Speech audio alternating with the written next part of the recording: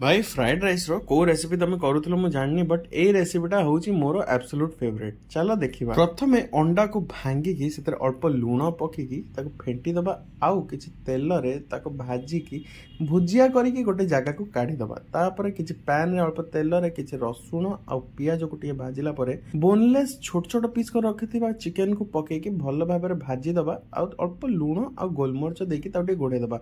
Chicken रो टिके पानी बाहरी गले सेथिरे अल्प सोया सॉस आउ विनेगर पकेकी भल भाबरे भाजी पुणी थे जगह को काढ़ी दबा। तापर आउ किछि तेल रे किछि कटा रसुण और पियाज को भाजिला परे सेथरे सब परिबा जेमति गाजर कोबी कैप्सिकम को भल भाबरे भाजी की सेथरे अल्प लूण गोलमरच विनेगर सोया सॉस आउ अल्प टिके चाइना सॉल्ट पकेकी भल भाबरे गोळे दबा। आउ सेथरे रांधी की रखिथिबा भात पके दबा। ताकू भल भाबरे 2-3 मिनिट गोळेला परे भाजी की रखिथिबा चिकन आउ अंडा को पकेकी हाई फ्लेम रे 2-3 मिनिट भाजिला परे रेडी हेजिबो हमर एग चिकन फ्राइड राइस। आमे फ्राइड राइस चिल्ली चिकन सहित खाइथिलु। जदि वीडियो भल लागिला ताले लाइक कर दबो शेयर कर दबो और फॉलो करिया को भूलिबोनी।